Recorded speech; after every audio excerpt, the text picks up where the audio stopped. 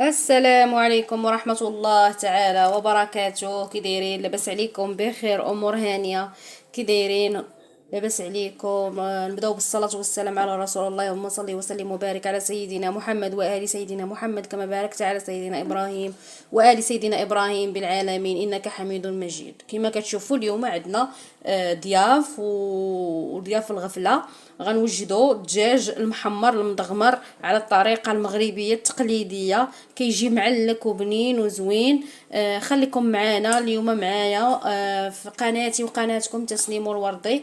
اليوم عندنا دجاجه كما كتشوفوا، ها هي دجاجه انا فلحتها قبل، ها هو فلحتها باش تدخل لها الشرموله وتجي بنينه من الداخل وتاخذ نسمه ديال العطور. عندنا هنا الكبده وعندنا القنصه ديالها. ها هي الدجاجه مغسوله كتشعل، لحقه وطريقه بالخل والملح وسكينجبير. حكيتها وخليتها تسقطر، حكيتها مره وجوج وثلاثه وخليتها تسقطر بالحامض. جات هكا كتشعل تبارك الله صلى على النبي. يا سلام، ها هي كما كتشوفوا نقيه نظيفه كتشعل.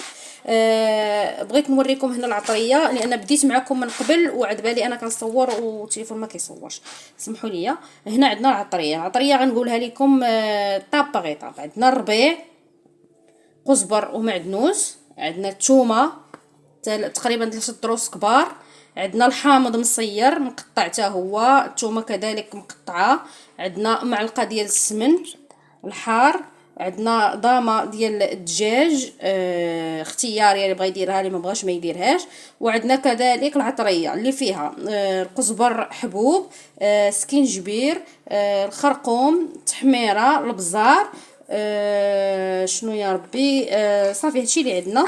وعندنا الحامض مصير طروفه، ها هو كما كتشوفوها وقطعته طريفات باش يبقى لنا مذاق زوين. وخلطت كل شيء جيدا، ما درت لا زيت لا والو، ما ديروش الزيت لان درتو الزيت العطريه ما غتدخلش في الداخل ديال الدجاجه باش تجي لنا بنينه ولذيذه، لان الزيت ما كيخليش لينا العطريه تدخل. بلا عطريه بلا والو. ودرت تقريبا معلقه كبيره الخل ديال الحامض، هو اللي خلى لها لينا هكا معلكه وفازكه هكا. ديروا لا ما لا والو، غير معلقه كبيره ديال الحامض. الان غنشرملو الدجاجه ديالنا، ها ندخلوا ليها هادشي هنايا، ندخلوا ليها هاد العطريه هنا هكا البلايص اللي حلينا وفلحنا. ها هما، سمحوا لي كنصور بيد وكنخدم بيد هكذا. ندخلوه مزيان العطريه باش تجينا بنينه ولذيذه وكيجي زوين بالطريقه، غير تبعوها.